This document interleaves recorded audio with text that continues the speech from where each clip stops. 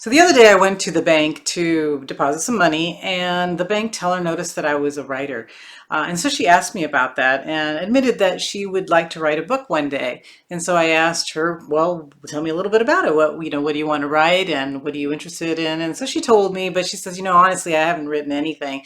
Because I'm kind of scared, and and we couldn't really go into it, of course, because there's people behind me, and I'm at the bank, and it's her job and everything. But I got home and I started thinking, that we, as writers, we do need to know like what it is that we want to write. We need to understand our own goals, because only through understanding our goals and what we want to do as a writer, what kind of books we want to write, and what our goals are that we want to achieve, it's the way that we're going to find our audience and the people that will read our books. So today we're going to talk about that.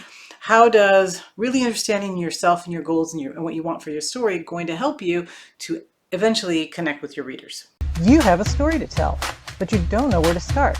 Let me show you how to free your story. I teach you how to write and how to dig deep in your soul to release your story and make a difference in the world. Welcome to the Julie Amante channel. If we're just meeting, I am Julie Amante. I am a women's fiction author, and here on Fridays to give you a few writing tips that hopefully will help you along your writing journey. Okay, so let's talk about those writer goals. Okay, so again, especially if you're a beginning writer, but all of us, right? We all need to have a writing goal. We need to know what our goal is. And by that, I mean, what do you want to do with your writing? Like, what do you want? Why do you want to write? Are you hoping to publish a book sometime? Are you hoping to is it just a creative outlet, just something fun that you want to do because you just enjoy writing? Well, why do you want to write? And we need to ask ourselves that, right? From the beginning, like, what is our goal? What is it that we're hoping to achieve? And one of the things that we do need to know is that our goals can change over time, right? So this bank teller at this point, when she was saying, well, I'm kind of scared, I'm just kind of writing just to see if I can write. That is a great goal, right? So we want to write, she wants to write just as a creative outlet. She wants to see if she can write a story, if she can complete a book. That's actually how I started. I wanted to see if I could even write an entire book.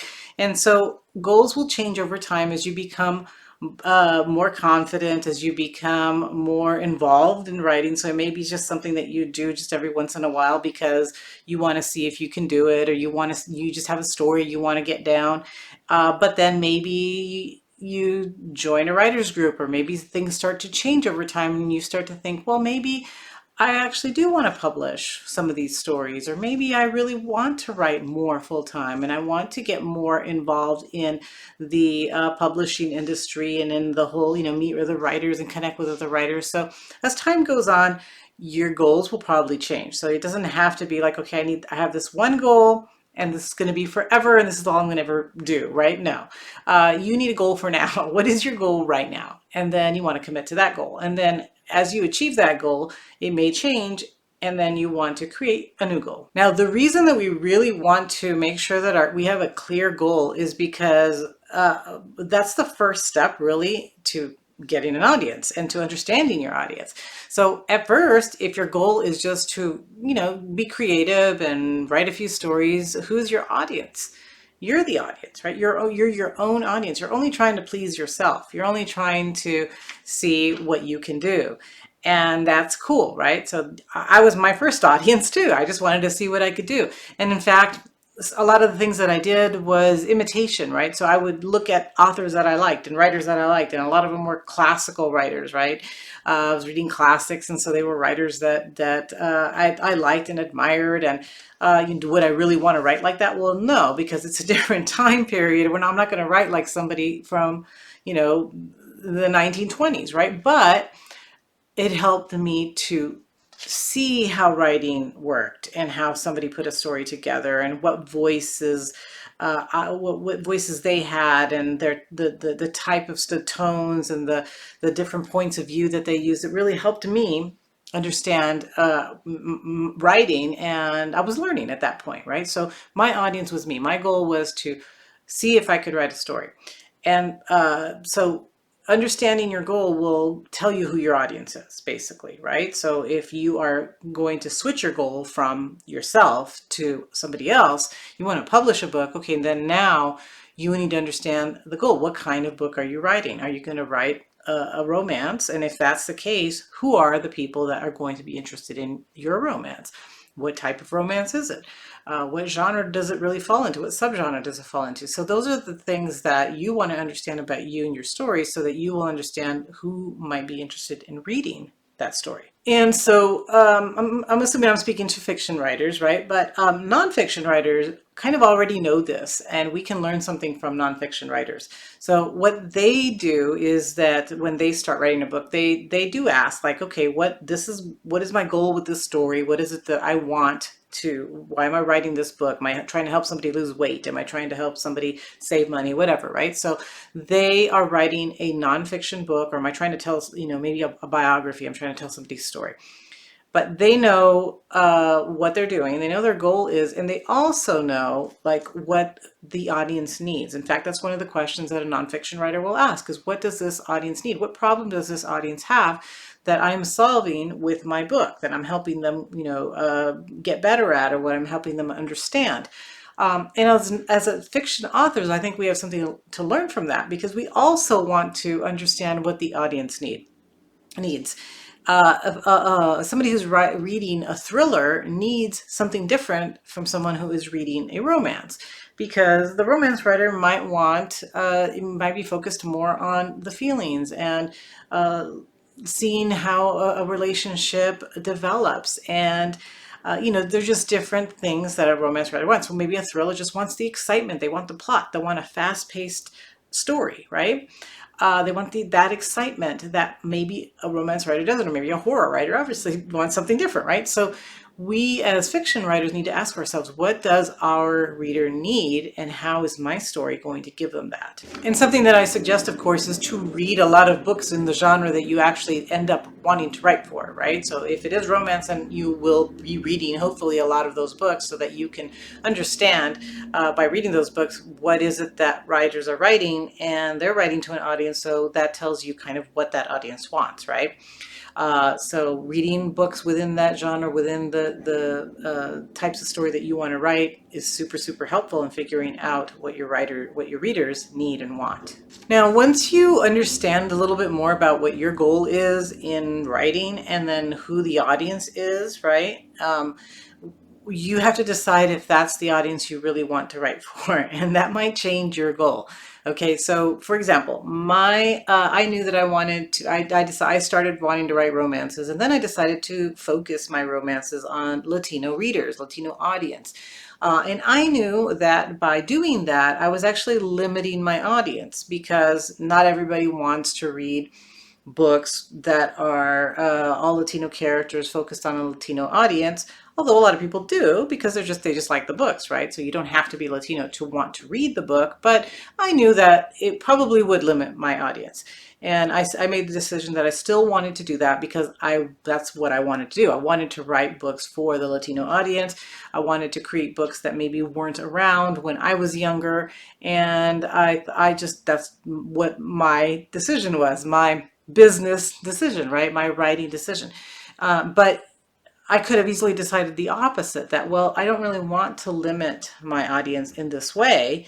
And so I want to write books that reach a larger audience. And that way I would have changed my writing goal. I would have changed the type of stories that I wrote. I would have changed really sort of my own brand. And that would have been okay, right? It would have been a different decision, but it would have changed my writing goal, and based on the audience that I had.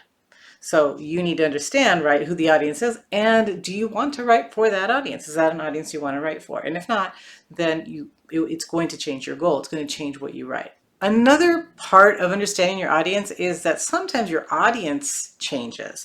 So for a while, I started with romance, then moved on to chick lit, which included a lot of romance, but it was more focused. They were usually first person, so it wasn't like my romances where I was writing in third person. I was writing from the male point of view, the female point of view, so multiple characters. With a chick lit, it was mostly one character. It was a first person point of view. It was more focused on what this person wanted and their dreams and goals, and how they achieved them, and how they related to other people. their characters and relationships and all of that. But what happened? The audience was different. It switched a little bit. I'm sure I had some of the same romance readers that liked chick lit. I did, and so I figured there were a lot of other people that did as well. But what happened is after a few years, people were no longer interested, at least publishers were no longer interested in publishing these chick lit novels. It was just a saturation of too many of them, too many people writing that, and probably not enough readers. So as that died, as my audience changed, as my audience said, well, I already read enough of these, I want to move on to something else, you have to adjust to your audience as well. So your audience may change for some reason. They may decide they don't want to read this type of book and or this type of story, and then you have to decide, how are you going to adjust to your readership? So sometimes your audience is going to change for whatever reason. Sometimes your audience is just getting older, like you're getting older, right? So they may outgrow a certain type of book. They might not want to read about a 20-something-year-old who is trying to figure out her life and want to read something different. This is, I think, why I switched more to women's fiction too. Not only because chick lit wasn't what it was, and it wasn't as popular, and publishers weren't buying it, but also because I was growing older and my interests were changing. And so I either was going to write for a new audience, or I was going to write for my audience who was also growing and maturing, and their tastes were changing. So you do have to be aware of how your audience may change, or how you may change, and your goals may change, and their goals may change. Okay, so yeah, it's kind of fun to try to figure out how to keep evolving as a writer. So once you know what your goals are and you're able to respond to your audience and their needs, your writing will become stronger. Your stories will become stronger naturally. And the reason that it becomes stronger is because you're becoming a better writer, right? You're understanding yourself better, and you're also understanding your readers better. There will be times when you actually still want to write for yourself. So you may be writing a certain type of story and maybe getting tired of that type of story, and you decide, well, I'm going to write something different just to see if I like it. So it doesn't mean that because, when you start out, you're kind of writing for yourself, but later on you're writing for the audience, and you're never going to write for yourself again. You're always kind of writing for yourself, right? But at some point, you may decide, I want to write something slightly different and see if I like it. See if I'm ready to kind of change my style a little bit.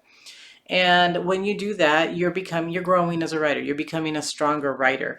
And that's a good thing, right? That's a good thing to continue to evolve and grow. And I'm always asking myself, is what I'm writing still relevant? Do people still like that?